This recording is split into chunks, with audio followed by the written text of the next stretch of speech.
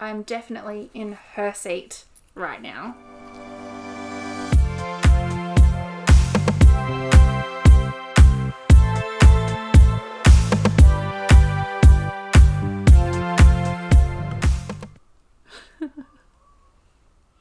Hello. Hi everybody, hello, greetings. It's Lisa here from EleventyOne Windmills, and it's September, can you believe it? So here I am with another exciting episode of EleventyOne Things. So welcome everybody. If you are new to my channel, my name is Lisa and I am the maker and creator behind EleventyOne Windmills. I'm an Australian who lives in Newcastle in New South Wales, and I design and make cute and exciting and whimsical notions and tools for knitting, crochet, spinning and weaving. I do all of those crafts myself, plus a bunch of others. I have started this podcast, which is a little bit exciting. I'm on episode 3, if you can believe it. So if you're new here, that's who I am. I've got all my links down below. I have a website where you can find all my goodies, and I've also got all my socials, so you can find me on Instagram as well if you would like to connect with me over there. That would be really cool. So I've started this podcast. Look, she's still behind me. Poppy! Poppy! Hello, beautiful. Hello. Hi. Are you just going to sit there the whole time and make me sit forward? Yep. I'm very comfy, Mum. That's what she says. But she's just like right there behind me. If I moved over, I bet she would just move with me. No, she's taken it as an invitation to lie down and get some belly rubs, because that's what she does. Perpetual belly rub machine. That's what I am for her. So if you're here and you're back from last time, thank you so much. I really appreciate you spending your time with me. And if you are new here, I'm really, really happy that you're here. I do love to chat with people, so please feel free to drop a comment at any point.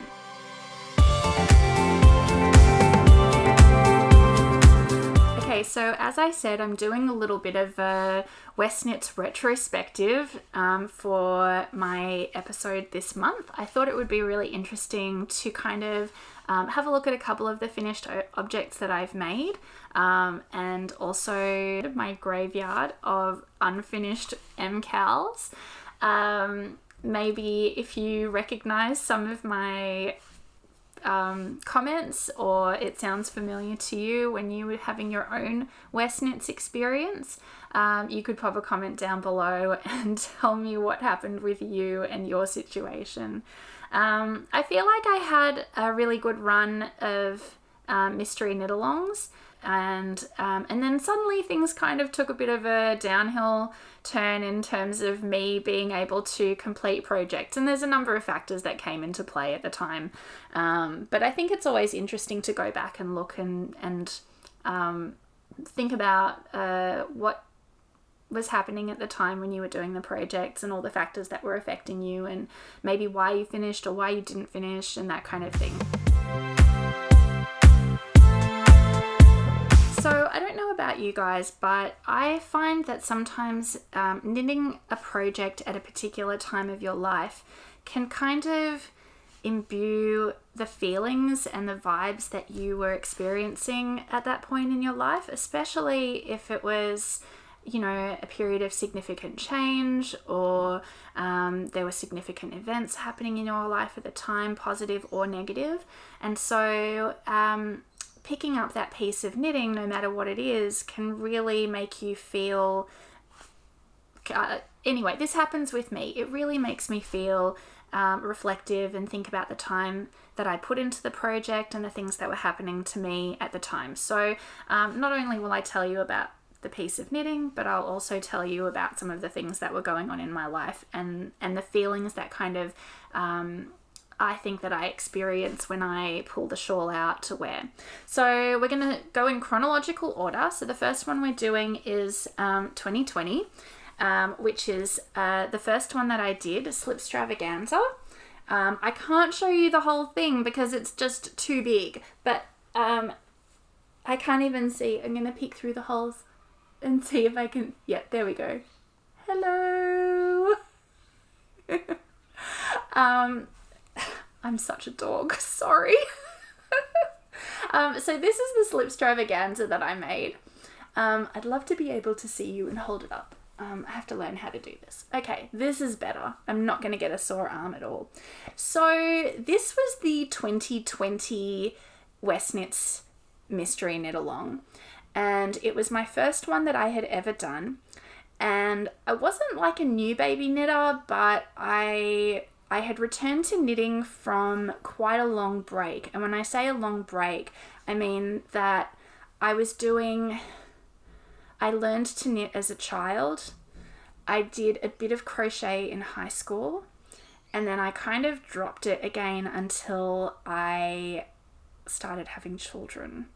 So that's like a pretty significant gap. I never forgot how, but so I probably picked up my knitting again in about 2013. And so we're talking 7 years in, and by the time I got to jumping on the Westknits MKAL, I was like definitely classifying myself as a knitter, as opposed to a person who knits. And I've talked to a few friends about this distinction, and I'll talk about it again another time, I'm sure, but it's definitely like there is a difference between a person who is a knitter, where knitting forms part of your personality, and a person who knits, where they're just doing it kind of for fun and occasionally, and they don't necessarily have much of a stash. They'll just pick up some yarn and go, I'm going to make X project, and then they make it, and then they're done, and then maybe they don't knit again for another few years. So definitely by the time I had started this project, I was 100% a knitter. Already had like boxes full of stash, and this yarn that I chose for this project was all from stash. So I was looking for something really challenging, something really exciting, and this definitely fit the bill. I had been investigating some kits online, but I ended up just picking these because I think I was of a mindset that I didn't know how it was going to go, and I didn't want to invest a whole lot of money when I just wasn't sure what the outcome would be. So I did pull some things from Deep Stash, and I picked this kind of mostly earthy palette, but with the orange pop. I think that was the instructions. I think it was like 4 coordinating colors and 1 that was like your pop color. So the orange, which is a fiber lily, and I'm pretty sure the color was called Shark Bait Hoo-Ha-Ha, which I loved. I had to buy it as soon as I saw it. I'm pretty sure I bought it at Fiberfest in 2019. So it was like one of those yarns that was just like, oh my god, that's fun, I'm having that. And I don't think I had much of a stash at the time. So amazing that I pulled together this color scheme from stash. So yeah, the challenge was definitely part of the motivation to do it. And also, I had never participated in a knit along or a mystery knit along, so it was my first one ever. It's not the largest project I had ever made at that point. I had made one larger shawl previously, and so I felt confident that I could actually finish a large shawl that I could just actually finish it. I didn't know how I would go with the time frame or anything like that. I'm just going to put it on like this so you guys can see all the beautiful details while I'm talking about it, and I'll just like move it around every now and then. One of the other things that was going on in 2020, I'm sure nobody has forgotten that pandemic that we've been experiencing. 2020 was the height of the lockdowns and that kind of whole period of uncertainty, and a lot of people, I think, were turning to their crafts as a way of finding comfort and finding connection and community, especially on platforms like Instagram, where you could connect with your community really easily, and more people were on it because everybody was kind of at home. By the time we got to October of that year, so we all went into lockdowns in around April in Sydney, and then by the time we got to October, it was definitely a transitional period where people were returning to work in certain situations and other people weren't. So because I was teaching back then and I had HSC students, my work required that I started returning to work and to teach my senior students on campus.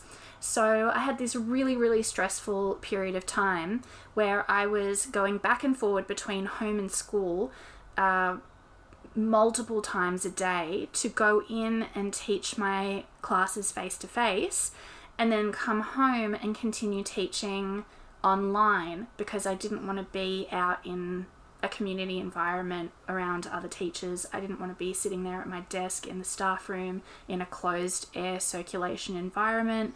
I wanted to come home where I knew it was my safe place, and continue doing my online teaching of all my junior classes at home. So it was really stressful. We had the kids at home because we were still keeping them home from school. And I have a feeling that by the time we were knitting on the shawl, my older daughter was already going back into school part-time. She was in year 1. My younger daughter was in preschool and she wasn't going back at all. So we were running home school, home daycare. My husband was working full-time from home and I was back and forward between home and school. And it was at that point in my life where I was like, this is a joke, guys. We were really, really stressed, and that was the point at which we were deciding to sell our home and leave Sydney and move up to Newcastle. And I'm certain that we weren't the only ones who were doing that, but that was the point where we were making all these decisions while I was working on this shawl. So every time I pick it up, I sort of feel the weight of that time of my life, and I feel like the comfort that this knitting brought me, the connection to a community that it brought me, that was pretty significant. Like, it had significant value in my life when everything else was like chaos. This was just a sequence of things that I could accomplish, and I could see the immediate result and the immediate level of success. So I think it's really interesting to reflect on that period of my life, and I love this shawl. I absolutely love it. I don't pick it up and feel stressed or reminded about how I was feeling at the time in a negative way. I pick it up and I feel like I was creating something that was very important and significant to me in terms of the process of the knitting, and in terms of the other elements that it was bringing me in my life. And I think that I didn't plan any of this, by the way. I'm just kind of speaking from my heart. I hope that that's obvious. But I really love it. You know, it's cozy, it's comforting. I think about the kind of weight of the decisions that we were making, like leaving Sydney, leaving behind my family, and leaving behind our friends and an environment that we had known really well and that we felt really comfortable in. And working on this, I think, brought me a lot of comfort at the time because it just did. It was just a really comforting thing to knit, and it was really exciting to have that positive element in my life, you know, waiting for the next clue to drop, being excited when it did, scrolling on Instagram, seeing other people's clues, oohing and ahhing over their colours and things like that. So yeah, but look at this. How amazing is all that texture? If you knit this one, I'd love to know what you thought of it. Some of my favourite bits It's really funny with the light coming from behind, it's a bit hard to see, but some of my favourite bits were like this chevron border. Like, how fun is that? And it's got these like kind of mini I-cord things that travel over the, should I put it in front of me so you can see? These I-cord bits that travel over the top. Obviously this relied a lot on slip stitches. Got a bit tongue-tied because it's Slipstravaganza. But yeah, so that's my Slipstravaganza. A very successful project. Absolutely love this one. I pull it out all the time. It's one of my go-to. It's like neutral but a bit of fun. But I wear it all the time. And yeah, so that's the first one. Next is 2021. 2021 was the year of Shawlography. So this is my Shawlography. And again, it's like quite a neutral palette. This one was such a lot of fun. Oh my gosh. This is one of the most exciting pieces of knitting I've ever done. And every time I wear it, I get so many compliments. It's really like, it's just really textural. It has all these like architectural elements in it, in the knitting. And it made me feel like really excited to be doing all these interesting things with knitting stitches. Like, it's seriously still just knits and purls, a few slips this way and a little bit of yarn gymnastics. But what you end up with is something so exciting and so different. And I think this pattern really captures the spirit of Stephen West. So I know he has a lot of iconic designs, and I know that he has a lot of really exciting and funky and way out there things, and it's not for everybody. I completely understand that. But Shawlography, I feel like it really just captured the essence of his design style. So yeah, I don't know. You can disagree with me if you want, if you think there's a better pattern that shows off his particular style of design, you can let me know. It was a really interesting knit. I picked this really earthy palette, and again, I shopped Stash for this one. I'm pretty sure it's all Australian dyers except for one. I think this olive green in there, that's Madeline Tosh. But the others are, I have to remember. I did not make a Ravelry page for this because I think by the time I got to this one, I was kind of abandoning my Ravelry a little bit because I'm a bad girl. So I think these two, this speckled brown and this white, was a dyer called Farmhouse Fibers, who I believe is not dyeing anymore. I think even by the time I pulled this out of Stash to knit with it in 2021, I don't think she was dyeing anymore. The green, I'm pretty sure, was the Madeline Tosh. This black grey might have been another Lovebird Lane. And then the lighter green was Louie and Lola. So I was really trying to take advantage of Stash with this, and the colours have just worked out beautifully. It's really exciting to me. Some of my favourite elements were an absolute pain in the butt to do, but they've worked out really, really well. Like these little I-cord ladders, how fun are they? They're just so fun. And another thing I really enjoyed doing were these little, I can't remember what they're called, epaulette type things, but they're just these little, like you knit out a tab and then you fold the tab in half and then you join it like a fold over type thing, and you do this little row of it. And he had all these beautiful little elements that just created this great texture, and it's just a really, really cool shawl. And it's another one that I wear all the time, all the freaking time. What was happening when I knit this in October of 2021 is we had moved up to Newcastle, and we had been through another lockdown, and by the time we got to October, we were living in a rental place.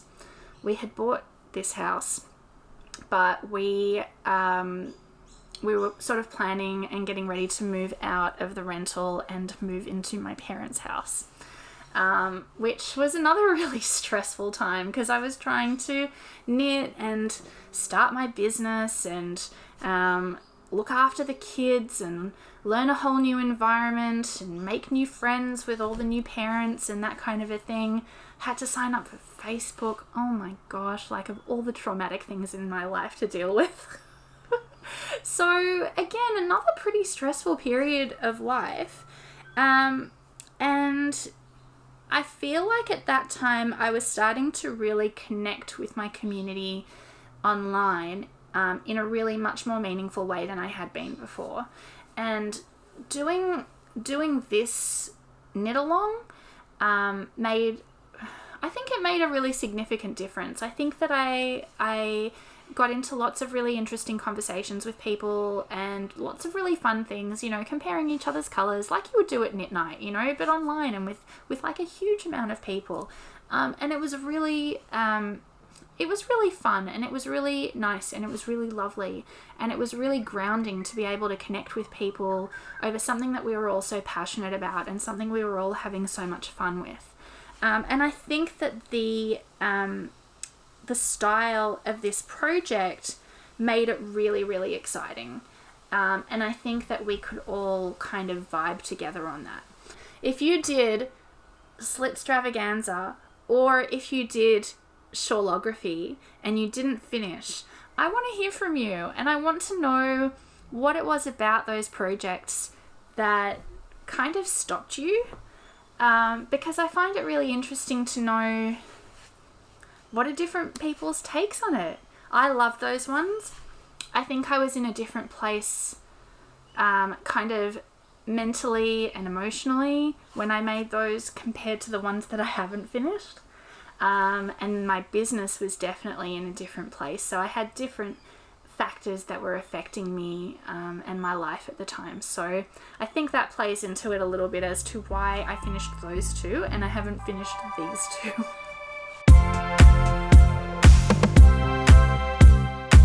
Alright, so we just talked about Shawlography. Next is Twists and Turns. So Twists and Turns was the 2022 MKAL. I had to think of the word for it for a second. I was thinking like, no, it's not it. Yeah, my brain just like took a heartbeat to catch up.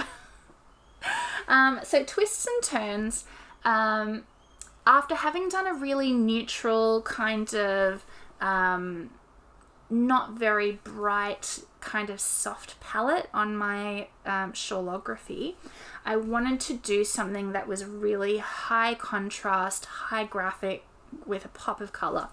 I think that my reaction to the finished objects that I saw online was that I was really liking the ones where people had done a very, very high contrast black and white with a pop of color.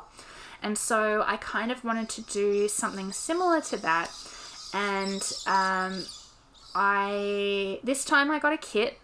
My friend Cass from Skip Rope Yarn Co. actually dyed a kit for me based off a kit that she had in the shop, but there was a dark blue color and I asked her could we swap it for a dark green.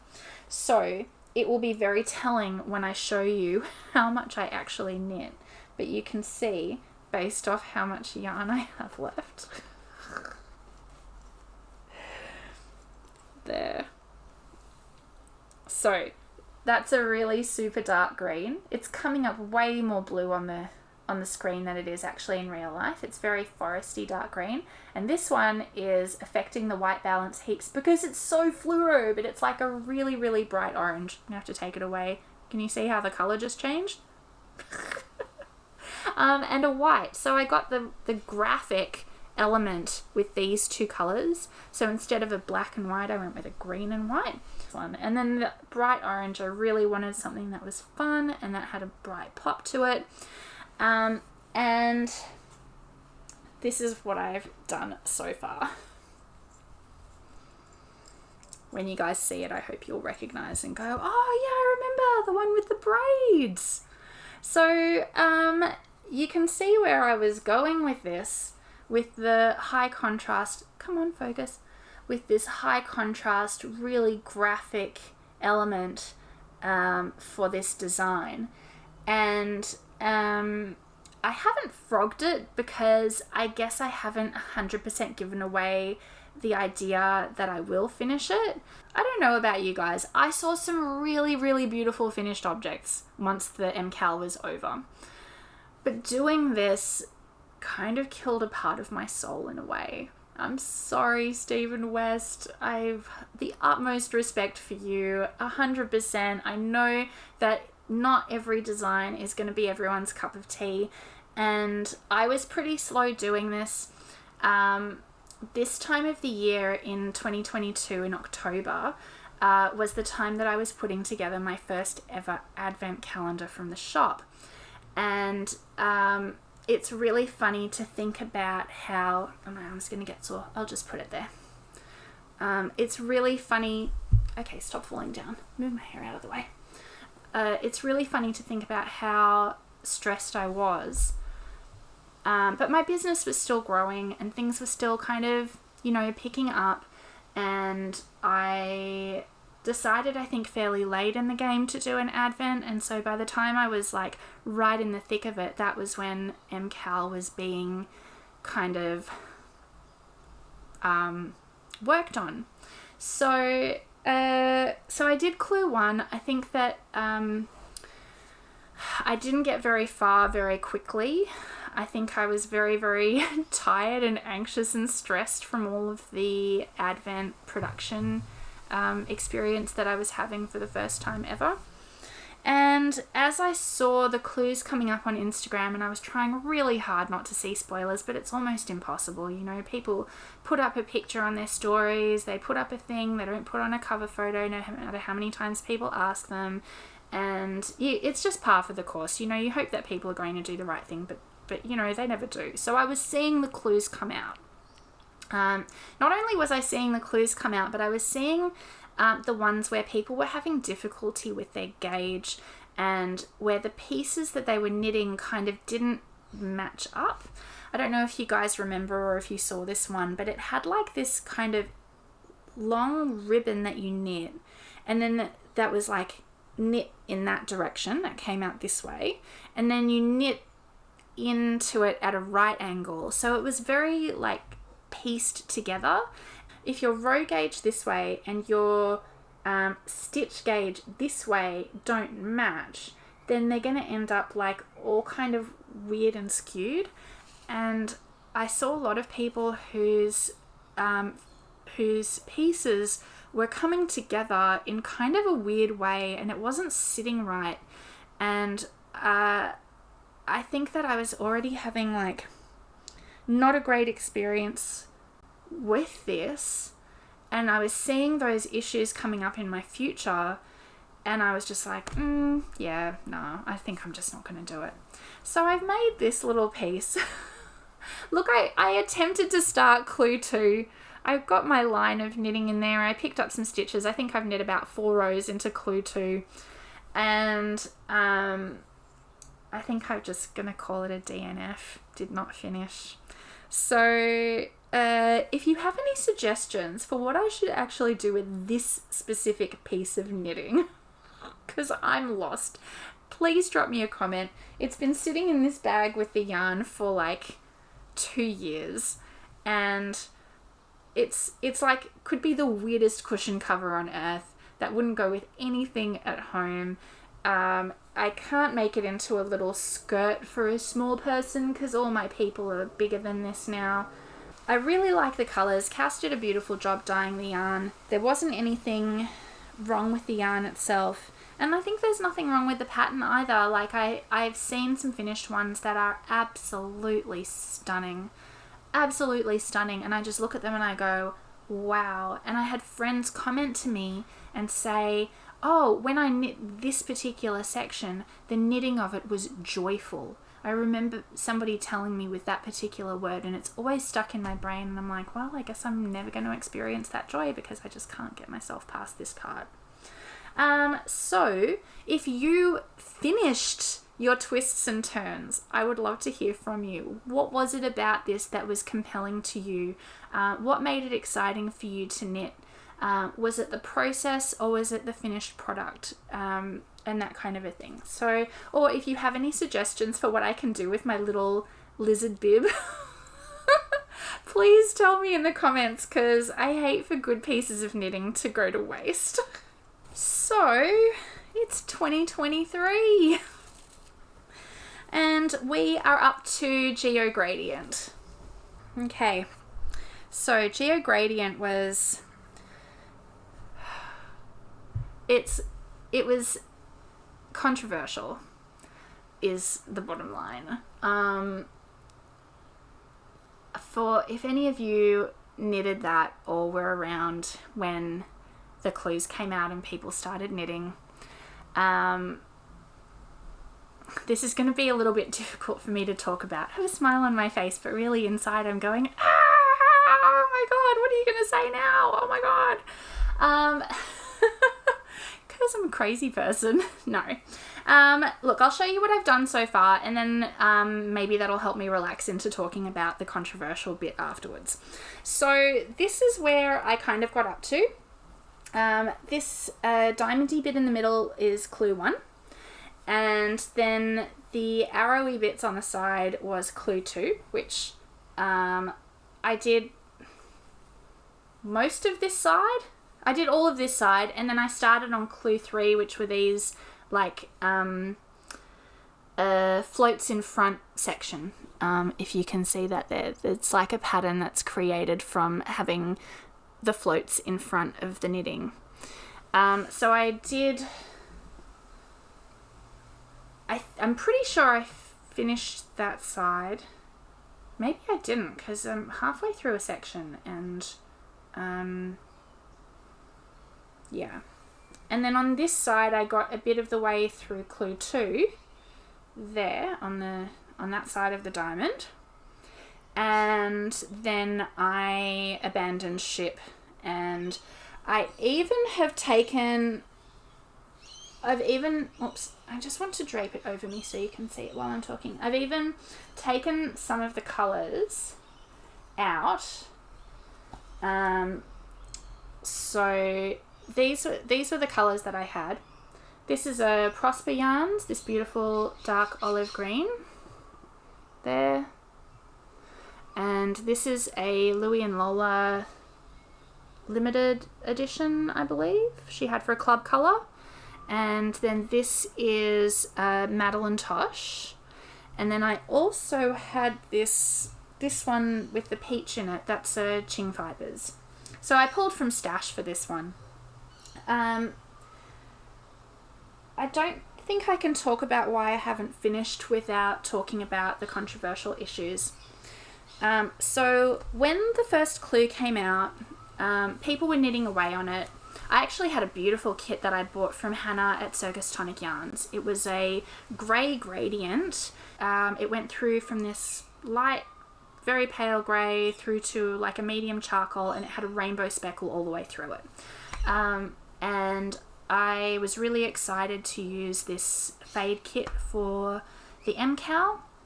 And the first clue came out and I knitted it to completion, and a bunch of other people did too. And within the first couple of days, there were lots of comments coming up about how the design seemed to reflect a certain Nazi hate symbol.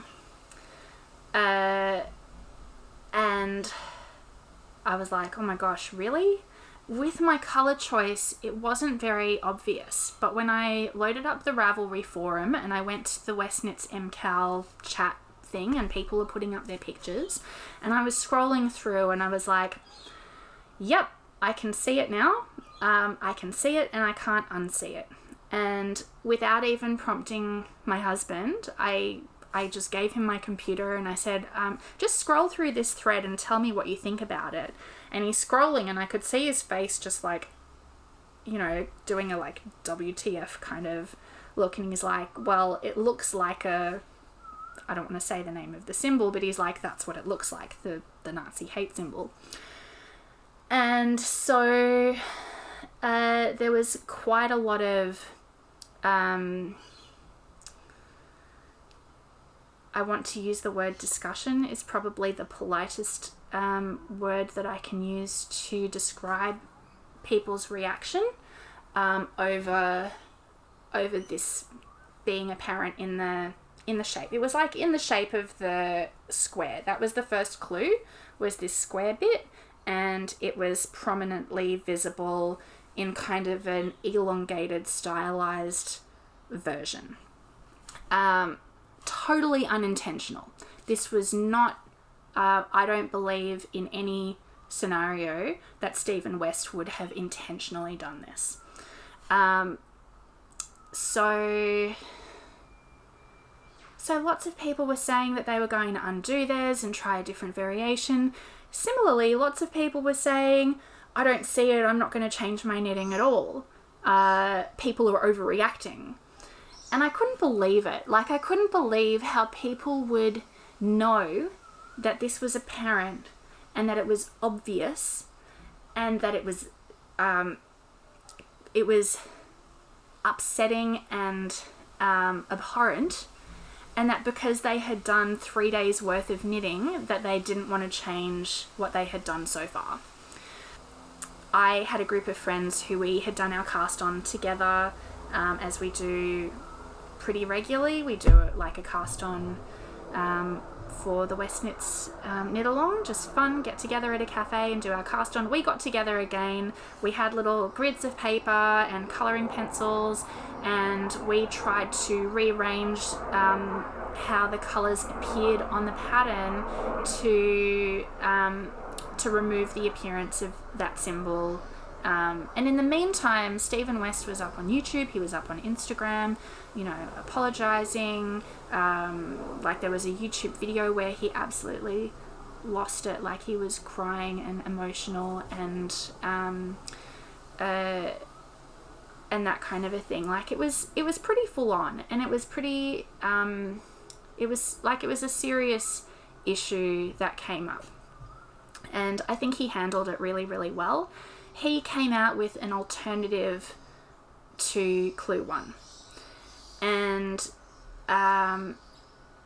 lots and lots of people just were livid. Like, quite honestly, livid that he was asking them to undo their knitting and to change it and to go and do the alternative Clue 1.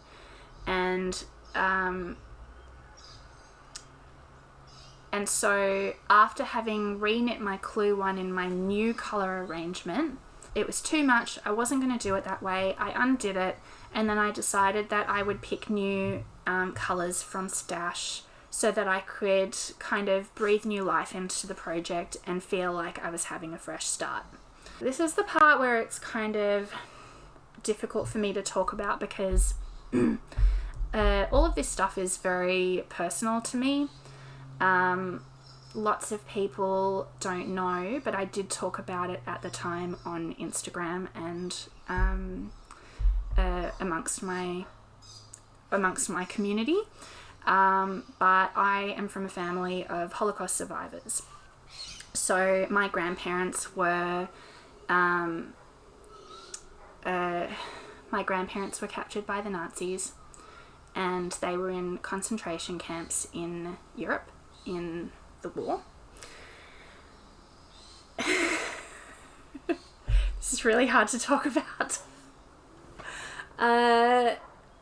They survived. Millions of people didn't. And having this come up and having people be so uncaring about the impact and the meaning of this on the survivor families was really disheartening. And it had a really significant impact on my mental health. I had people in my DMs saying awful things. I had a person on Ravelry send me basically hate mail with the Nazi hate symbol drawn over my photos that I had posted in the Ravelry forum. Like, it was really confronting when it happened, and I was like, you know, why would a person who doesn't know me and they don't know who I am just, you know, what makes a person do this, to send this on a platform like Ravelry? And what makes people do this to someone who, you know, we're knitting, okay? Like, it's knitting. And it should be fun, and it should be a positive experience. But it became a really challenging experience, and it became really difficult and confronting to think about when I was working on this pattern. And I did a big change. I did the new clue. I changed my yarn. I tried to kind of refresh and restart and get a different vibe and a different feeling. I think that it just kind of threw the whole experience for me. Oh my god.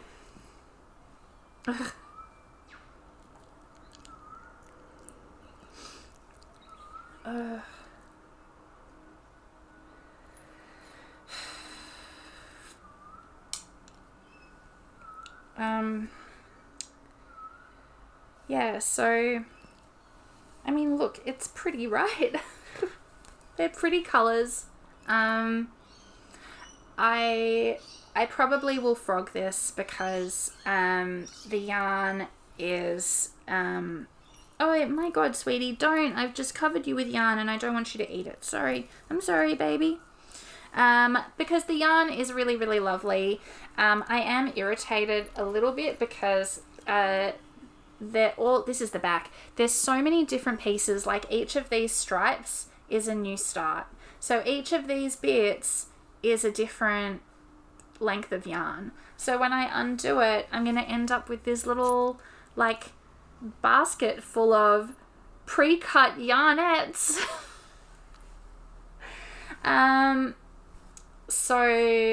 So I don't know what I will do. I think that if I decide that I want to knit something with these yarns, then I'll see if I can get it with the yarn that I have left in the ball. And if not, then I'll have to start pulling it out from here. But yeah, again, I have seen some really beautiful finished Geogradients, and this one was really, like, it was a tough pill to swallow, to be honest, because having not completed my 2022 MKAL, I really felt like 2023 I wanted to give it a good crack. And the whole thing with the controversy kind of like, it really threw it for me, to be honest. But this is one that, again, I think that it's just, we're just going to put it in the graveyard and not think about it. So something I'm interested to know is, if you do MKAL, do you buy a kit or do you shop from Stash? I've already talked to a bunch of people about, like, I've had a friend message me and she's bought already 3 kits or 4 kits or 7 kits. I don't know. She bought a lot of kits. Was that you? You are so stinky. You're a stinky foofy. Okay. She just farted next to me. It's gross. It's a good thing she's cute.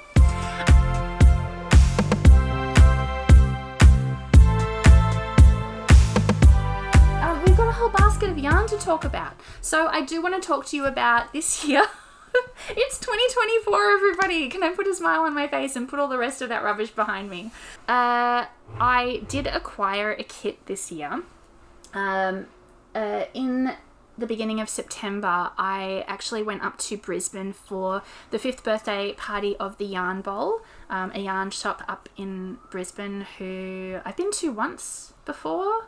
but my friend Susan, who is Ash and Eve Yarns, was vending there. So I flew up to Brisbane to help out Susan for the day at her stall at the Yarn Bowl, at their 5th birthday celebration. And as a thank you, Susan said, do you want to pick some yarn and I will gift it to you?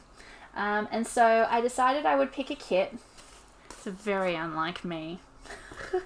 I decided I would pick a Westknits kit. So these are the colours that I ended up choosing.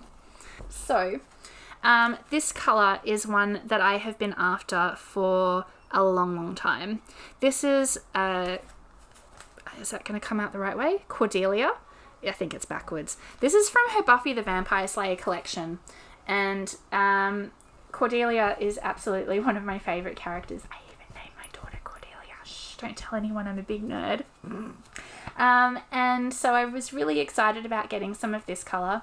And the other colour that really excited me was this one from her Woodland Whimsy collection. It's called Magic Blushroom. And the two of them just go really, really nicely together, I think.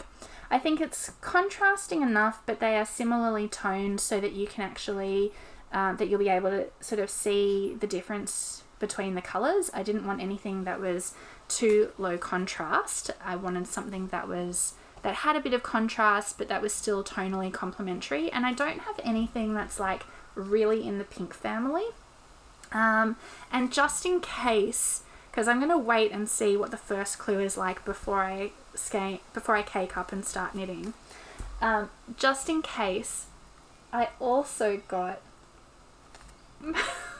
this green for a more high contrast kind of situation. So this one is called Carnivorous Plant Lady. It's from her Wednesday collection. When Susan launched the Wednesday collection, this was one that was like so high on my list, but I was like, I do not know what I would make with this. So it's this beautiful variegated green black. It throws like epic evil plant lady vibes, magic potion, Halloween kind of thing, and pairing it with this, like, to me, that is just such a hot combo and I really love it. So I get to decide, and I'm a very lucky girl, and I've got 2 skeins of this as well, so if I don't end up using it for the MKAL, I can always use it for something else. Like 2 skeins is enough for a beautiful shawl. So I have these 2 options, this one or this one, for a more high contrast version. Stephen West also likes to encourage you to include what he calls a mohair dare. So I haven't completely committed to a mohair idea, but I did pull a couple of options from Stash. So this one is a Woolberry Fibres from, I can't remember what it was called, Bookshop Collection or something like that. It's called Tattered Pages, but that's a very like neutral option that I quite like. And then this one is something I actually bought overseas from a shop in Colorado in Denver, and it's Emma's yarn, and it's, I think, very like complementary to the darker colour. I'll show you the other yarns that I got at the Yarn Bowl, because that event was really, really fun. It was absolutely hectic, like it was just bananas, and Susan and I were both shattered by the end of it, and I really wanted to go around and look at what the other dyers had and purchase a couple of things from some of my friends. I was really excited to meet Sarah of Daffodil Rd Yarns. She and I have been chatting off and on for the last couple of years, and meeting her for the first time in real life was just, you know, it was just so lovely. She's just such a beautiful person. And anyway, I bought this sock set from her because it just jumped out of the table at me. It's called Ice Cream Sundae, and I was really drawn to this mini, which has all these beautiful fun speckles all through it. And the pink main colour is just really vibrant, but it's got some like softer elements through it as well, which I really love. So that's going to be some really fun socks, I guess, because it's a sock set. And the other person who it was a really nice meeting for the first time was Helen from Knit or Dye Yarns. So from her, I've eyed off her yarns forever, but I actually had never bought any into my stash. And she had the stall right next door to ours. So while I was helping Susan, I was like looking and seeing all her color wall and just kind of like making plans and just thinking what I like together. So I bought, with no project in mind, by the way, that goes against my rules, don't tell people. I bought these 3 skeins. This is, she names all her things after Australian flora and fauna. So this one is called the Australian lungfish. It's not showing up real well on the camera, but it is like a really sort of brownish, dark green with like it honestly almost looks like tealy green elements through it, or like aqua. I don't know if you can see those there. And then to complement it or contrast it, I bought this one, which is going to throw the white balance of the camera off. This is the green kangaroo paw colour. So it's coming up more yellow on the screen, but it is really like fluoro. It's just like fluoro and really exciting, but it's got these like elements of dark green through it and these golden yellows. And I sort of looked at these together and I went, well, this could either be colour work or this could be a t-shirt and this could be socks. So I thought about it in terms of I could make a project with all of these, or I could do something with them quite separately. Or like I could do the socks with this and the contrasts in the lungfish, and I would still have probably like more than 2.5 skeins left over that I could do like a t-shirt or something. So yeah, so I bought those. And then the last thing that I did while I was up in Brisbane was I had a go of using Susan's circular sock machine.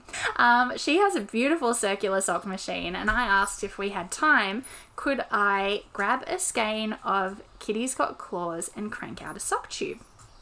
And this was really, really interesting because we did it. I cranked my tube, but we kind of messed up the gauge, like the tension of it a little bit. Yeah, so when we started, this is the bit that we did first. And you can see this amazing color pooling that's happening. And as we played with the tension, it started striping like this. So, I have a photo to compare. I'm going to put it up here if I can. I have a photo to compare my sock tube with Susan's sock tube. And this one is actually cranked at a tension that makes the tube bigger. So it's as if it was knitted with larger needles or with more stitches. So this doesn't actually fit my foot. It's too big. It could possibly be sleeves for something. So I've immediately gone online and started researching getting my own sock machine so that I can fix this up and have it at a smaller tension, so that it is actually at the right size sock for me. So I haven't bought a sock machine yet. The one that I want isn't being shipped to Australia. I've been emailing Dean and Bean and hassling them to see if they will ship a thing to Australia for me, a sock machine, but I'm not sure if they actually will. So I'm trying to decide if I'm going to take the plunge and buy another one, but I don't know if I will because they're very, very expensive. And what else have I got to show you? Oh, the last thing that I've got. This is turning into the Ash and Eve fan podcast a little bit. But I did actually sign up for Susan's Fade Club. And it just arrived yesterday, and I was planning to record this yesterday, but here I am doing it today because the weather was really bad and there was no light whatsoever coming through. So I haven't even opened it yet. You're going to get to open it with me. Susan did this club last year. I signed up for it last year. I absolutely loved it. I haven't made anything with the yarn yet, but when she announced this one, it's not for you. It's not for you. Oh my god, your breast stinks. Ugh. Oh, I know you know it's yarn. I know you know it's yarn. I know. Totally forgot what I was saying. So I bought it last year. Haven't used my last year's kit, but this year's fade the first one has arrived.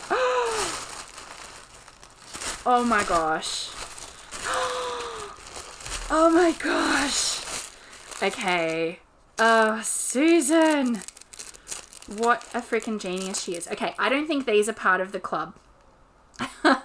If you got the club and you also got green vintage knitting needles, can you tell me? But I think Susan sent these to me as a present because she collects vintage knitting needles, and she said to me that she found some green ones and that she was going to send them to me so I can start my own collection. So thank you, Susan. They're amazing. Aren't they cool? Isn't that look, they match my nails. Don't look at those ones. My nails have popped off. But look, they match my nails. This is spectacular. Okay, this is called Infatuation. She does like these clever puns on the name, so it's like infatuation, but we've got Faye in the middle there. Isn't that just the most beautiful thing ever? So nice. She's also sent some goodies, and that's the picture that it's inspired by. Spot on. You are such a freaking genius, Susan. Oh my gosh. Okay, so the thing is, because it's a fade, there's going to be 6 that fade together. So I'm not going to be making anything out of a single skein. They're a kit. I have to use them for something together. So if you have any suggestions for a 6 skein fade pattern, please hit me up in the comments, because I could use it on my last fade set, or I could use it on this fade. Which would be really exciting. So that's all my new acquisitions, and I kind of think I'm going to leave it there, because in my head I was like, keep to your time limit, and I'm over my time limit just a little bit. Yeah, so I think I'm going to leave it there. I've talked a lot. I talked more than I thought I would. But I hope you've really enjoyed it. I think this has been a really big episode of MKAL Retrospective. I am really interested to know your thoughts about the questions that I asked throughout. If you did like the episode, please give me a thumbs up. And I'm going to do the whole YouTube thing. Like and subscribe. God, I'm so cringe. I'm sorry. But if you do subscribe, then you get notified on your YouTube when I have a new video up, and all those sorts of things help me keep my podcast going. So yeah, really enjoyed chatting about my project, even though some of it was a little bit tricky to talk about. And yeah, I hope you all have a wonderful month. I'll catch you again in October. Or if you want to chat with me more, you can find me on Instagram and see how I go with my Westknits MKAL, the Go Dynamo. But yeah, I hope you guys all have a wonderful month. I'll chat with you hopefully on one of my other platforms or in the comments. And yeah, happy knitting, happy crafting, and I'll see you all later.